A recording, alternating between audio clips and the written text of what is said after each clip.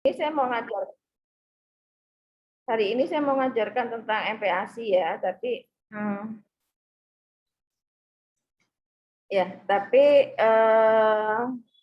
karena papernya makalahnya ada ininya ya, ada tentang stuntingnya ya nggak apa-apa ya, yang stunting sih mungkin kita lewati karena udah kemarin juga sudah ya. Gangguan pertumbuhan dan stunting, cuma mengulang sebentar mana yang disebut sebagai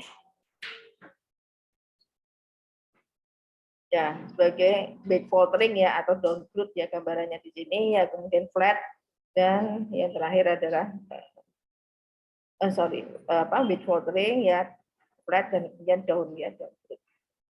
Oke, bed faltering mengulang lagi ya bahwa ini kejadiannya paling sering pada usia ketika mulainya usia 4 bulan ya, di mana di sebagian besar negara itu anak-anak pertumbuhannya menjadi tidak bagus ya. WHZ-nya juga nggak bagus, WAZ-nya nggak bagus ya, yang kemudian akhirnya karena WAZ dia nggak bagus, kemudian tingginya dia drop sekali sehingga dia memakai pindah channel yang baru, dan WHZ-nya bisnya menjadi tidak begitu menjadi baik saja ya, karena ya dia karena dia jadi pendek ya. Ini saya kira kemarin juga sudah dampak gangguan pertumbuhan linear ya, bahwa rata-rata turun tadi pada usia sekitar 4 bulan tadi ya, dan akan turun terus. Ini sudah ya. Ini juga sudah. Ini sudah ya, sudah pernah lihat ya. Ini ya yang berdasarkan Riskesdas ya, bahwa gizi buruk dan gizi kurangnya sih nggak terlalu banyak ya, tapi yang tinggi adalah pendek dan sangat pendek.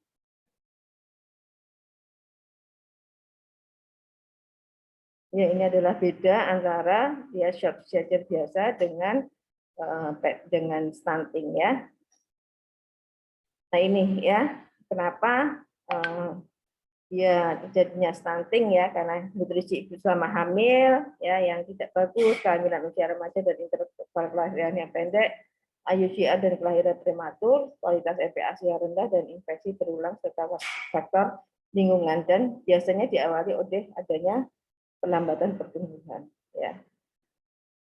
Dan stunting tadi disebabkan karena apa? Dari penelitian ya, Indonesia itu bagian besar itu dia adalah vegetarian ya, economical vegetarian ya. Dia menjadi vegetarian tapi bukan karena believer ya, bukan karena belief ya, karena kebudayaan, tapi karena ekonominya yang rendah ya. Konsumsi protein hewaninya hanya 5,74% ya, padahal harusnya kalau mau tinggi kan harus di atas 12%. Komposisinya 12%. Ya, data 2000 tahun 2010 mengatakan bahwa hanya 38,25% yang mengkonsumsi daging dan telur, dan hanya 37,2% yang mengkonsumsi susu dan produk susu.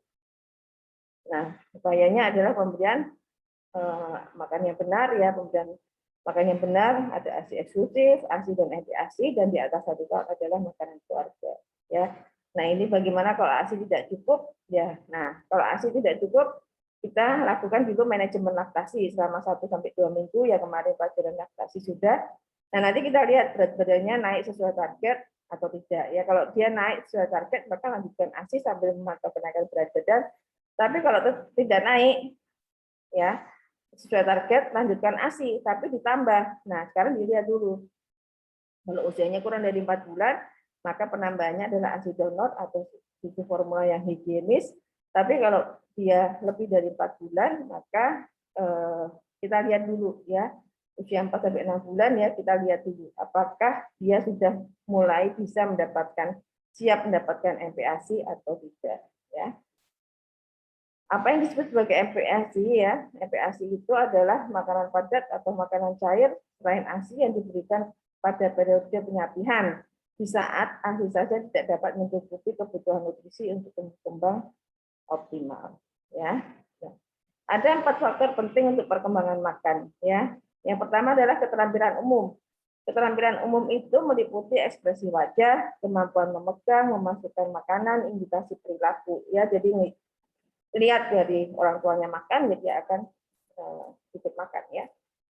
Ekspresi wajahnya juga bagaimana ya. Kemudian ada keterampilan spesifik yang meliputi menghisap, menelan ya, cara dia bayi kan pada saat dia lahir kan baru bisa menghisap dan kemudian menelan ya. Nah, kemudian bagaimana dia belajar untuk mengunyah, ya, kemudian dia menggigit, makan dengan sendok dan minum dengan dari air gelas. Nah, ini semuanya dipelajari pada saat periode tadi MPASI ya. Kemudian rasa, tekstur dan preferensi ya, karena anak belajar untuk menerima atau menolak beberapa rasa tekstur ya. Kita kenal bahwa ada 5 basic untuk rasa ya, 5 basic untuk rasa ya. Jadi ada manis, ada asin, gurih ya, umami itu gurih ya. Kemudian ada asam, masam ya, dan pahit ya.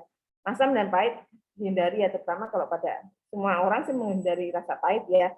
Rasa masam sih mungkin beberapa orang lah kalau lagi pingin, tapi kalau pada anak kan rasa masam juga dihindari ya. Jadi yang preferensi ini adalah biasanya apakah dia sukanya rasa manis, apakah dia suka gurih atau dia suka asin. Dan rasa preferensi ini bisa berubah-ubah ya. Makanya kalau ibunya pengen anaknya mau segala macam rasa, ya ibunya juga harus makan semuanya, karena ASI itu dia rasa taste di ASI itu dipengaruhi oleh makanan si ibu. Ya makanya kan kalau anak-anak yang dari India gitu dia akan suka kari ya. Tapi kalau anak-anak yang dari Eropa gitu dan dia tidak biasa makan kari ya dia tidak akan suka rasa kari. Ya. Kemudian regulasi rasa lapar ya dimulai dari lahir, tapi lebih efektif pada saat anak belajar memberi tanda rasa lapar atau rasa kenyang. Ya. Nah, strategi pemberian MPASI ini ada 4. Ya. Pertama adalah tepat waktu, yang kedua adekuat, yang ketiga aman dan higienis, dan diberikan, keempat adalah diberikan secara responsif. Ya. Tepat waktu artinya apa? Ketika ASI saja tidak cukup untuk memenuhi kebutuhan bayi, ya sekitar, dan itu sekitar usia 6 bulan ya. Apa yang bisa kita lihat ya, ASI saja itu tidak cukup ya, dan apakah si bayi itu sudah saatnya mendapatkan MPASI ya. Yang pertama kontrol kepala ya. Kalau dia didudukkan, kepalanya sudah tegak, sudah tidak terjadi head lag atau sudah tidak terjadi goyang-goyang lagi.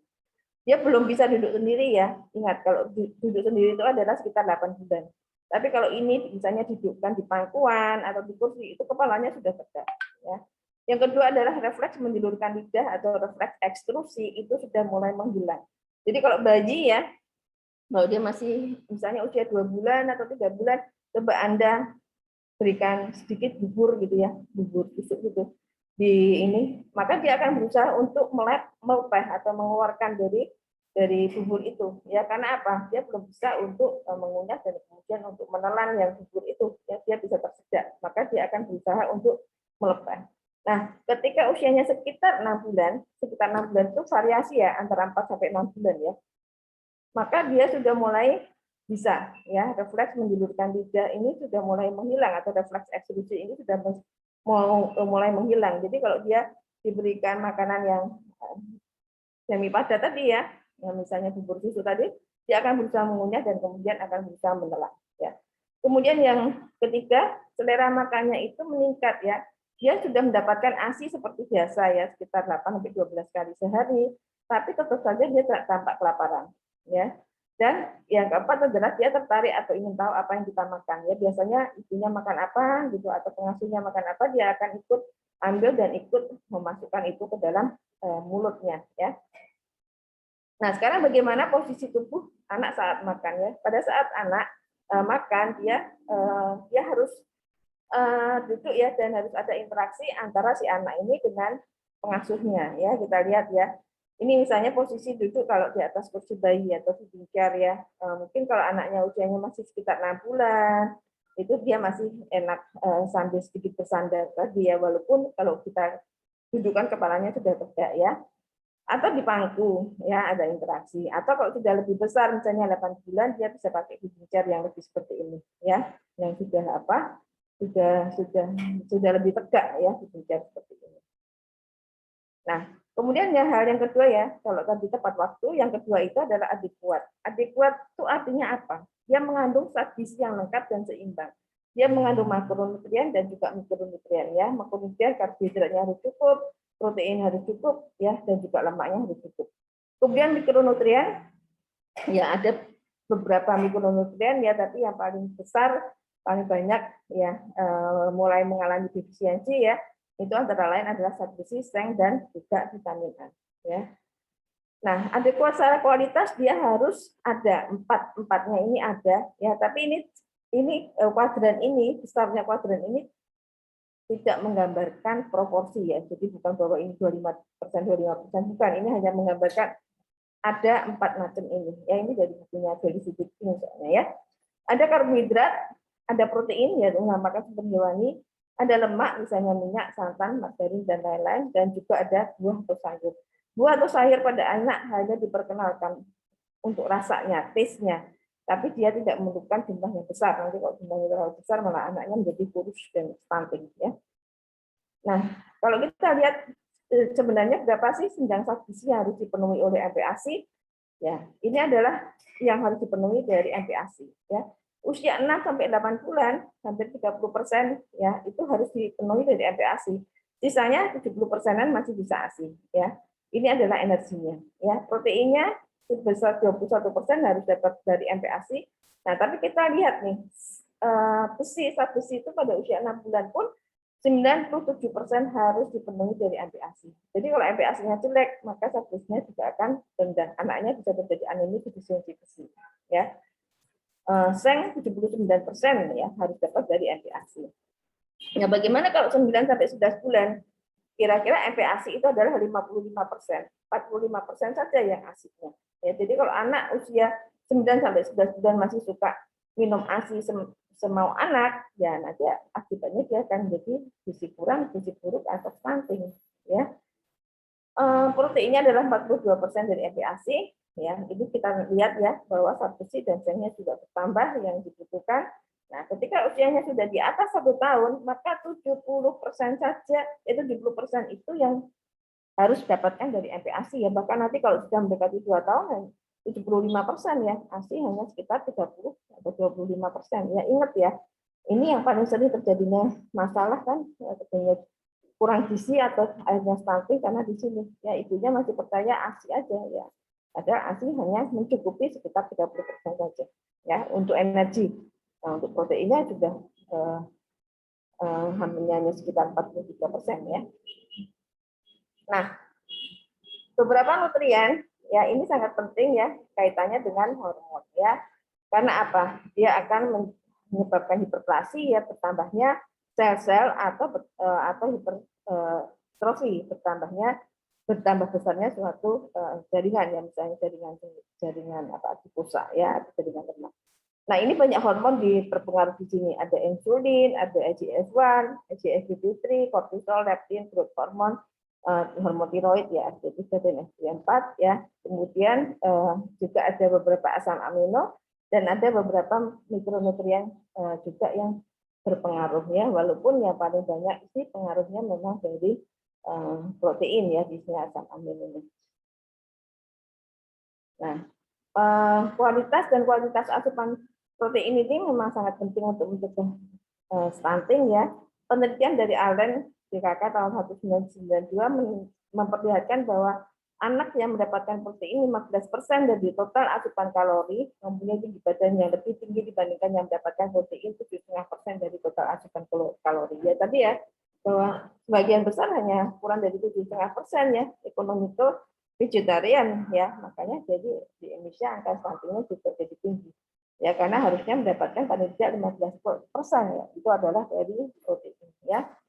Kemudian sumber protein utama pada diet ini ya adalah protein hewani, susu, telur, ayam, ya mengandung asam amino esensial ya, karena bahwa kualitas protein ini juga sangat penting untuk pertumbuhan linear ya.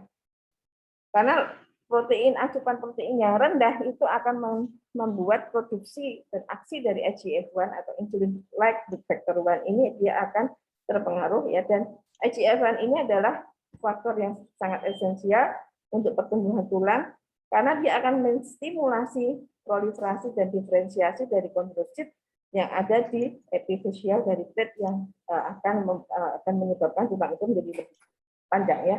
Jadi ini adalah tulang panjang, ini adalah epiphyseal plate. Nah, epiphyseal plate ini dia kalau dia bertumbuh ya akan mengalami proliferasi dan diferensiasi dari kondrosit, maka ini akan menjadi panjang dan dia akan anaknya menjadi tinggi. Dipengaruhi oleh apa ini? Pengaruhnya dari sini ya, mulai dari otak, dari hipotalamus ya, kemudian ke hipofise ya, hipofise akan mengeluarkan growth hormone ya, growth hormone. Nah, growth hormone ini ada yang ke liver ya, hati ada juga dia langsung ke epiphyseal plate ya. Tapi pengaruhnya yang lebih besar juga adalah IGF-1 ya. IGF-1 ini diproduksi di liver ya, kemudian dia akan ke ke epiphyseal plate di sini. Nah, ini akan menyebabkan menjadi tulang panjangnya akan terbentuk lebih panjang ya. Dan IGF-1 ini produksinya dan aksinya sangat dipengaruhi oleh protein, terutama dalam animal protein. Ya, ini kualitas protein ya, protein yang dari hewani ya. Nah, kenapa protein hewani itu lebih kaya ya unsur asam aminonya dibandingkan dengan nabati? Kita lihat ya ini ya. Kalau protein hewani ya dia lengkap ya. Tapi kalau protein nabati ada sesuatu yang kurang ya, misalnya kacang-kacangan yaitu kurang medium dan triptofan ya, kemudian grains ya seperti jagung yaitu adalah kekurangan lisin ya, terus kekurangan medium lisin ya, ini adalah beberapa kekurangannya sehingga tidak lengkap ya seperti di protein hewani ya. Ini adalah beberapa protein yang berasal dari ikan, itu juga bisa menjadi sumber dari protein yang untuk anak-anak ya, misalnya ya ikan bandeng, ikan belut, ikan lele ya, kemudian ikan gabus, ikan mas ya, ikan mackerel ya, dan juga ikan sardin namanya salmon ya. Nah, ya ini beberapa contoh kandungan protein ikan ya, bahwa itu juga tinggi. Sekarang lemak ya, WHO menyarankan bahwa lemak itu memang tidak dibutuhkan. Kalau kita lihat saja pada otak itu kan yang memang sebagian besar ya dibentuk oleh lemak ya. Dan pada anak usia 6 sampai 12 bulan, 40% dari asupan energi itu berasal dari lemak. Kita tahu kemarin ya bahwa ASI aja kandungan sekitar 45 sampai 55%-nya adalah dari lemak ya. Memang lemak itu sangat dibutuhkan untuk anak ya. Kalau yang dibatasi lemak kurang dari 30% itu kan pada orang dewasa. Ya. Dan lemak itu dia sebagai sumber omega 3 ya. Ini kita lihat bahwa ikan mackerel dan ikan salmon itu sebenarnya ikan mackerel dia kandungan omega 3-nya lemaknya omega 3-nya lebih tinggi ya. Ini beberapa kandungan omega 3. Nah, tadi adalah kita ngomongin secara kualitas. Bagaimana secara kuantitas ya? Secara kuantitas, nah ini kita lihat ya, anak usia 6 sampai 8 bulan itu mendapatkan frekuensinya dari MPASI sekitar 2 sampai 3 kali, dan jumlah MPASI yang diberikan sehari adalah sekitar 200 kilokalori atau sekitar 21 sampai 29% dari kebutuhan ya. Nah, sedangkan usia 9 sampai 11 bulan MPASI-nya adalah 300 ya. Karena itu sekitar 55% dari kebutuhan. Bentuknya apa? Ya, volumenya mungkin bisa kita tambahkan, volume makan sekali makannya bisa menjadi 125 mili ya, atau di atas 1 tahun bisa menjadi 175 atau 250 mili. Ya. Bagaimana dengan bayi yang mendapatkan susu formula? Ya, susu formula ya, untuk MPASI-nya sama. Ya, sekarang susu formulanya juga tidak boleh terlalu banyak. Nanti kalau terlalu banyak, akhirnya ada keluar lagi anaknya nggak mau makan. Padahal Anda lihat anaknya gendut. Ya, nah keluarnya nggak mau makan karena dia sudah kenyang dengan susu formulanya. Ya, kadang-kadang saya sering sekali sih menemukan orang tuanya mengeluh anaknya nggak mau makan, tapi anaknya gizinya gizi baik atau bahkan justru kelihatan agak lebih. Nah, ternyata setiap kali dia nangis, ya setiap kali dia minta minum susu dari kecil, pengasuhnya sudah selalu ngasih. Kalau dihitung-hitung, sekali minum saat ini misalnya 180 cc, padahal dia bisa 10 kali, bayangin. 1,8 liter. Ya pasti anaknya dia jadi gendut, tapi dia nggak mau makan. Ya. Karena apa? Kurang lebih ya kalau ini sejajar dengan ASI, ya maka usia 6 sampai 8 bulan itu hanya sekitar 600 cc sehari, 9 sampai 11 bulan itu sekitar 600 cc sehari, dan di atas 1 tahun adalah 500 cc sehari ya. Oke ya, responsi feeding. Nah ini adalah jadwal ya, contoh jadwal ya, misalnya ya dia masih mendapatkan ASI ya, kalau ini ASI-nya dia nggak dapat berarti ASI-nya itu menjadi susu formula ya, dia masih mendapatkan ASI ya. Karena selain itu ada makanan ya ini masih cukup sering ya, tapi sudah mulai 3 kali makan dan ada seringan atau ASI juga ya. Nah usia 9 sampai 11 bulan dengan juga ada seringan, dan di atas 1 tahun lebih jarang lagi ya ASI-nya ya, ada makan pasti, makan seringan, nah ASI-nya akan menjadi lebih jarang ya, karena ASI hanya mencukupi sekitar 30% kan kalau sudah di atas 1 tahun. Ya. Kemudian ini beberapa contoh makanan sebagai ukuran rumah tangga. Kalau kira-kira ikan segar 40 gram itu adalah 7 gramnya protein, maka ini adalah yang kira-kira sama dengan ikan seberat 40 gram tadi. Nah, bagaimana dengan menu tunggal? Kan seringkali ada ya, orang tua yang begitu anaknya 6 bulan diberikannya menu tunggal, misalnya pisang dulu ya, kemudian nanti sayur apa gitu. Nah, bagaimana kita lihat ya? Ini contohnya pisang aja. Kandungan protein pisang per 100 gram hanya 1,1 gram. Dan padahal kebutuhan bayi itu, bayi usia 6 bulan proteinnya adalah 2,5 gram per hari. Ya, bayangin kalau dia hanya mendapatkan pisang, ya, maka sangat-sangat rendah. Dan kandungan besinya dari pisang itu hanya 0,4 mg per 100 gram. Ya, jadi kecil sekali. Jadi pisang itu tidak memenuhi kebutuhan zat gizi. Ya, kita lihat dari energinya kurang, ya, dari proteinnya yang pisang itu yang juga kurang, apalagi dari zat besi dan dari sel, ya, sangat-sangat kurang ya pisang itu ya, sehingga dia tidak bisa untuk memenuhi kebutuhan zat gizi. Nah, kenapa? Ya, karena menu tunggal itu tidak dapat memenuhi kebutuhan zat gizi mikro dan makro ya. Dan penelitian dari Fanta ya tentang dari diversifikasi makanan ya yang menjadi acuan WHO menunjukkan bahwa komposisi makanan yang terdiri dari 2 atau kurang kelompok makanan dikategorikan sebagai makanan berkualitas rendah. Nah, ini kita lihat ada 10 food groups ya. Kalau misalnya pisang ini hanya ada di sini satu kelompok makanan saja, maka pisang itu kualitasnya adalah rendah ya. Kecuali kalau diberikan selain pisang ya, anaknya diberikan juga ada ikan gitu ya, dengan nasi gitu ya. Kemudian nasi ada susunya, nah, itu menjadi berbeda. Ya. Nah, bagaimana serat untuk bayi? Serat itu dapat berikatan dan menghambat absorpsi beberapa mineral penting, misalnya kalsium, zat besi, magnesium, fosfor, seng ya. Dan serat itu ada faktor anti nutriennya ya, yaitu ada ya serat ya, fitat, tanin, saponin, ini akan menghambat bioavailability dan nutrien dan enzim ya, sehingga serat itu untuk bayi hanya diperkenalkan ya, tidak dihitung sebagai di dalam porsinya tadi ya. Maka kalau ini kita lihat dulu ada menu 4 bintang, ada PMBA, kita lihat ya, anak 6 sampai 23 bulan ini adalah porsi dari makanan pokok. Ini adalah dari lauk pauk, ya. Ini adalah dari apa ini? Dari lemak ya. Ya. Nah ini kita lihat 25% adalah dari buah. Di sini bahkan 30% adalah dari buah. Ya. Ini adalah salah. Kalau kita nurutin ini, maka yang terjadi adalah anak-anak kita akan menjadi stunting dan kurus. Ya. Nah, yang ketiga adalah aman dan higienis. Ya. Jadi kita harus menjaga pemberian makan itu dengan aman dan higienis ya.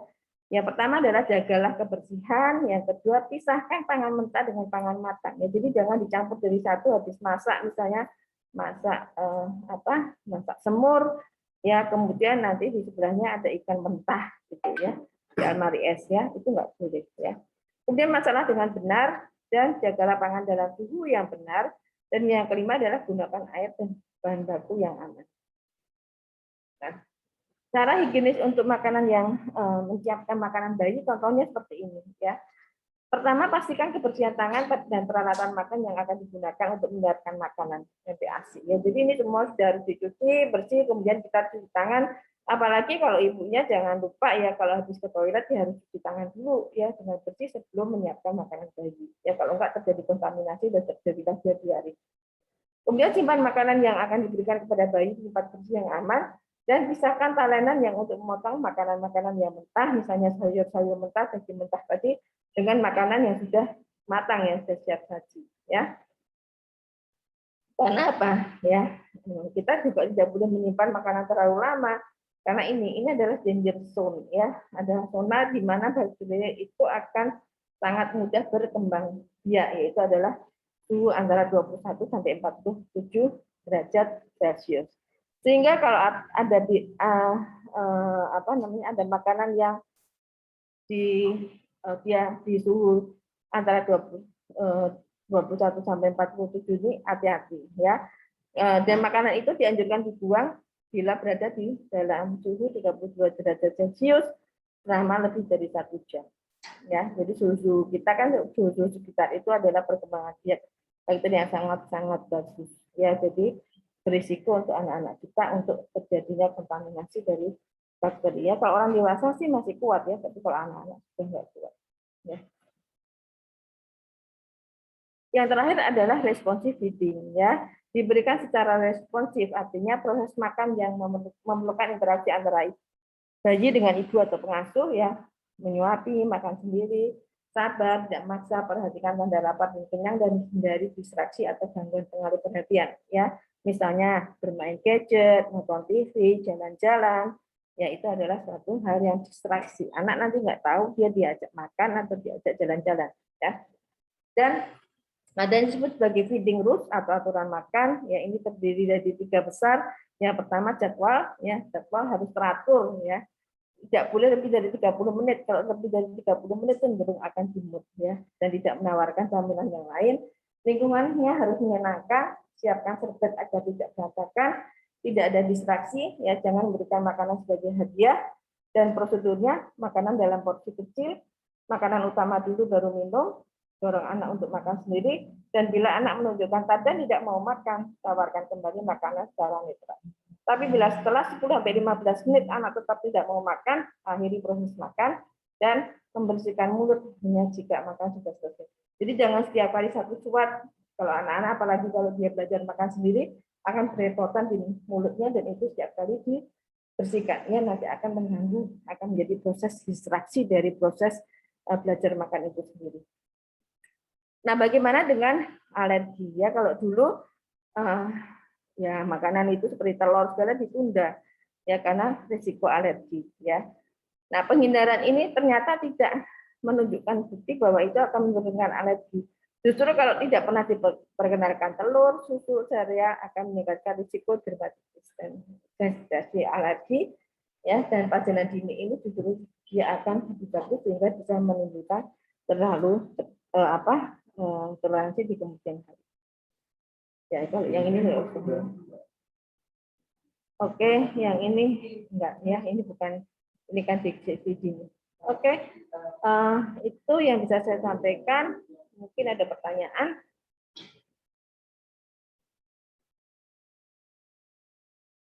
Untuk MPASI ada pertanyaan?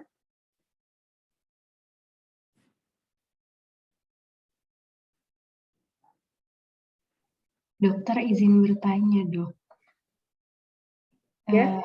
Untuk anak yang baru mulai MPASI, apakah boleh ya Dok langsung belajar memegang makanannya atau ada umur tertentu ya Dok?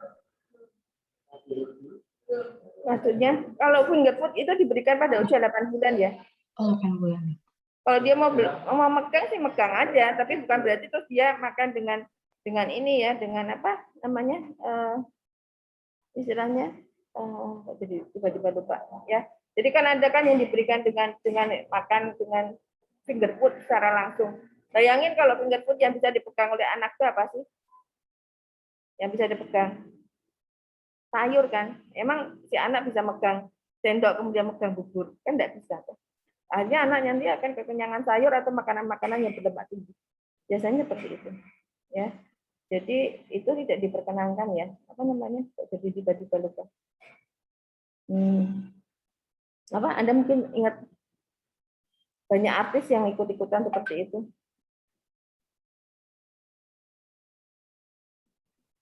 Oke, baik dok. Terima kasih dok.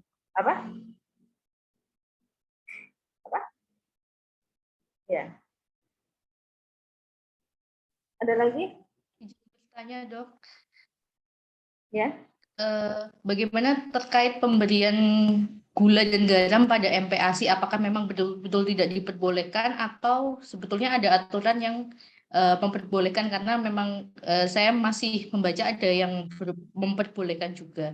Kemudian yang kedua, untuk makanan seperti ultra processed food, dok, seperti makanan kemasan instan yang mungkin bermerek atau sekarang banyak juga MPASI yang dijual di pinggir jalan seperti yang dimasak rumahan seperti itu, dok. Apakah seperti itu diperkenankan juga atau tidak? Mohon arahannya, dok. Terima kasih. Ya, gula dan garam boleh diberikan ya, walaupun jumlahnya nggak boleh banyak ya.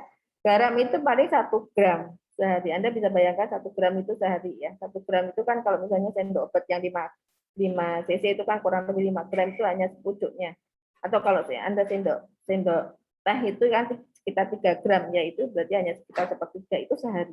Ya, itu maksimal. Gula itu tidak diboleh. Ada yang mengatakan bahwa tidak boleh lebih dari 5 gram ya. Kalau anak usianya masih kecil ya, tapi ada juga yang sampai 10 gram ya. Tapi kalau 5 gram kan berarti sedikit sekali ya. Dan itu bukan dicampur di dalam minuman ya. Tapi kalau misalnya Anda memerlukan kan tidak selalu ya, tapi kalau pas masaknya misalnya bacem ya. Ati itu kan zat-gizinya tinggi, kemudian dimasak bacem itu kan memerlukan gula sedikit. Ya itu masih boleh, masih diperbolehkan. Tapi bukan gulanya dicampur di dalam susu ya. Kemudian untuk makanan-makanan yang sudah jadi, sebenarnya kalau proses untuk pengawetan makanan itu kan kita kan tidak menggunakan pengawet kan, jadi kan proses itu kan bisa dilakukan misalnya kalau dengan dikeringkan, jadi makanan bayi yang siap saji itu kan ada yang dalam bentuk bubur susu kan itu kan sudah kering ya kan, itu kan dalam proses pengeringan yang sangat kering gitu ya. Nah, itu juga bisa. Itu sebagai jadi bukan ditambahkan dengan pengawet tapi karena dikeringkan ya.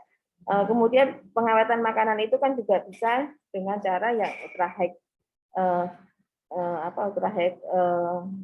suhu itu ya, temperatur ya, seperti susu UHT itu kan ultra high dalam waktu yang singkat tapi ya dengan suhu yang sangat tinggi. Itu juga diperkenankan. Nah, justru yang lebih berbahaya adalah makanan-makanan rumahan yang dijual di pinggir jalan. Karena itu sering kali ada banyak ekstranya apa? Ekstra salmonella, ekstra E. coli, terus gimana juga. Itu ada banyak penelitian yang mengatakan beberapa penelitian yang melihat makanan-makanan itu juga. Dan Anda tahu kan suhu di Indonesia kan sekitar 27 sampai 30-an segitu. Itu makanan udah dijual dari mulai proses pembuatan sampai dia dijual kemudian ditawarkan di situ berapa lama? Pasti udah lebih dari 1 jam kan. Jadi bakteri-bakteri juga udah mulai berkembang. Dan kalau Anda lihat tuh kadang-kadang mereka bilang bubur lemu. Saya bilang lemunya dari mana? Kali yang lemu yang gemuk yang dijual kali ya. Nah, ya kan? Coba ya. Karena dia bilang, oh ya ini ada santannya, oke ya. Kemudian ini ada salmon. Anda tahu harganya berapa, Bu? 3.000. Ibu 3.000 salmonnya seberapa? Padahal tadi anak kan paling enggak sekitar 2,5 gram proteinnya ya, bahkan itu usia 6 bulan ya, usia yang lebih besar lagi kan bisa sampai 7 gram protein. Dari mana? Ya, 7 gram makanannya itu yang ada proteinnya. Tadi kan sekitar kalau diberikan hati aja sekitar 30-35 gram tuh. Ya kan? Ikan kan sekitar 40 gram. Ya, yang dibutuhkan untuk mendapatkan 7 gram proteinnya itu. Jadi pasti nggak bisa, ya kan? Dia harus 15% loh dari kebutuhan total kalori. Ya, kalau Anda hitung misalnya kalorinya sekitar tadi misalnya 550 kilokalori gitu ya, atau 500 kilokalori ya, 15%-nya itu berarti berapa? Berapa gram? Ya kan? Kan 15% dari kalau dari 15 dari kalorinya kan berarti kan sekitar berapa? 15 kalori kan kalau 5 gram proteinnya berarti berapa? Kalau 500 kalorinya 15. paling nggak kan 7,5 gram tadi kan 15% ini, jadi nggak cukup, nggak cukup. Tapi salmon kan sudah seperti ikan kan, jadi kan salmonnya kan harus kita satu ekor ya, kalau salmon sih ini agak besar ya, tapi kan sekitar 40 gram tadi. Emang harga 3.000 dapat salmon 40 gram, nggak mungkin kan? Ya, pasti itu rendah proteinnya. Mending kasih telur aja si anaknya. Udah yakin kan makan kasih telur. Daripada bilangnya dikasih salmon tapi ternyata cuma tak jimpit kok. Oke, ada lagi? Izin bertanya, Dok. Ya. Untuk pengolahan MPASI-nya itu ada direbus sama dikukus. Untuk nilai gizinya lebih baik dikukus atau direbus, Dok, biar nilai gizinya tetap baik. Itu. Terima kasih, Dok.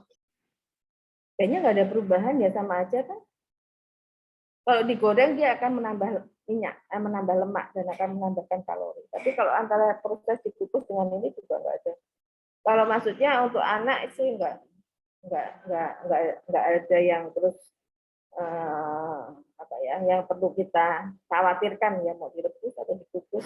Tapi kalau direbus, dikukus, nah terus isinya bening itu yang nggak boleh ya.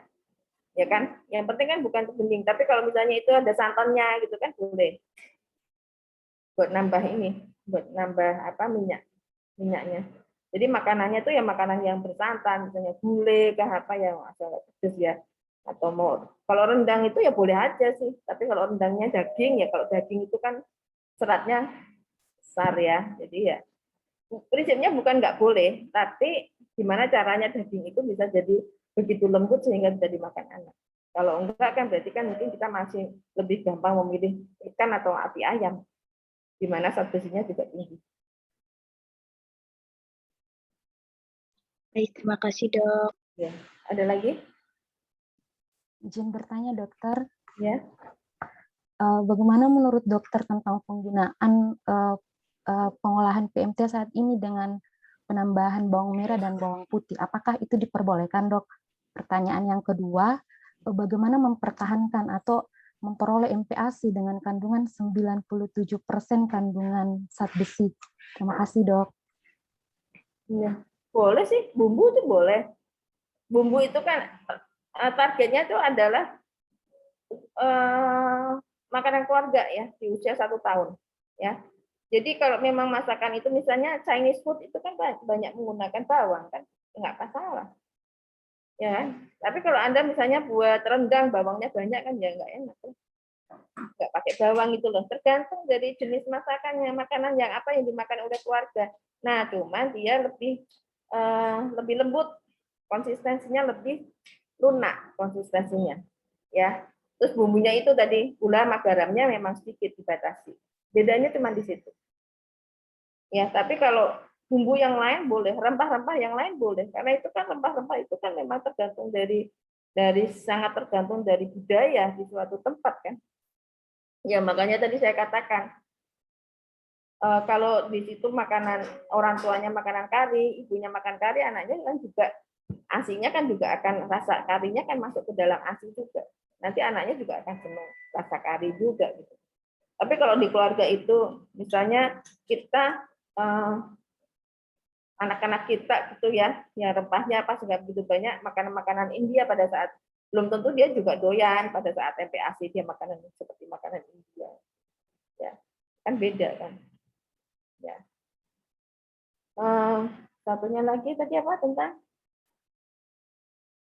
yang kandungan 97% besi tadi yang dokter zat besi, katakan. ya zat besi itu ya kita harus memilih makanan yang zat besinya tinggi. Ya, makanan zat besinya tinggi adalah yang protein hewani. Protein hewani, ya. Itu karena itu adalah zat besinya dia adalah besi-besi hem. Kecuali telur ya, telur dan susu itu dia adalah maksudnya non hem. Jadi telur dan susu itu kandungan zat besinya termasuk rendah. Tapi kalau yang zat besinya tinggi itu ya banyakkan di protein hewani, daging, ikan, terus apa, ati ayam. HC itu tinggi. Ya kita berikan itu. Ya, berikan hati ayam pada anak, setelah itu kan dia akan memenuhi zat besi.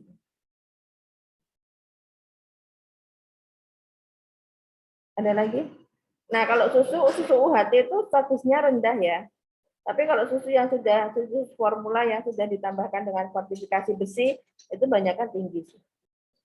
Atau makanan yang sudah jadi, misalnya merek ya, maaf seperti Promina atau Sun, sekali itu kan sudah ada fortifikasi zat besinya juga. Itu zat besinya udah cukup. Karena ada makanan-makanan yang difortifikasi. Tapi kalau misalnya maunya makanan yang benar-benar pure makanan yang dari rumah, ya harus mengusahakan yang seperti itu tadi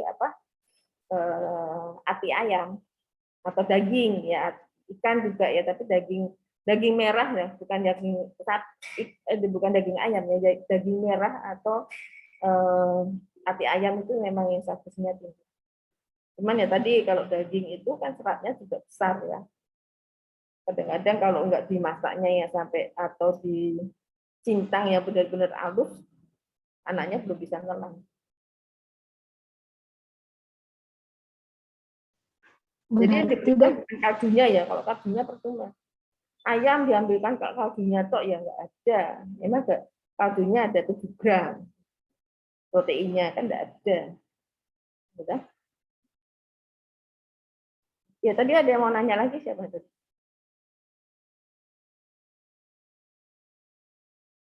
Tadi kayaknya ada yang mau nanya.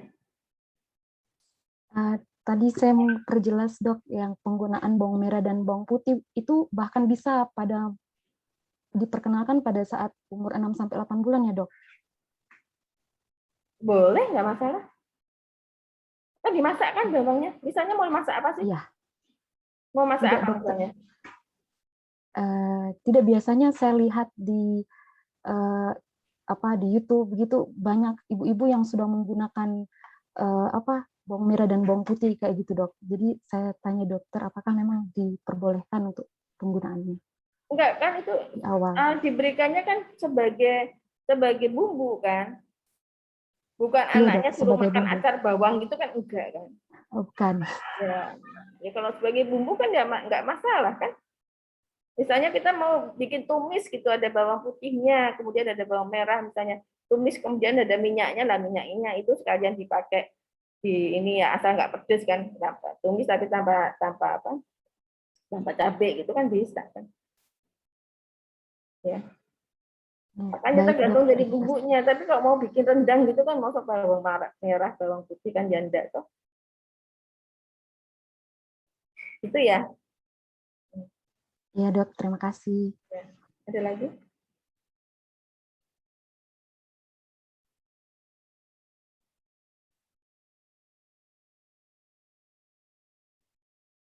Oke. Kalau nggak ada berarti saya akhiri ya. Nanti materinya saya berikan ya lewat siapa yang biasanya hubungin saya. Fatma itu kan ya. Fatma ya, benar ya. Oke, terima kasih. Saya akhiri dan ya selamat siang. Selamat siang Ibu. Ya. Selamat siang. Terima banyak. kasih. Terima kasih dok. Terima kasih. Selalu.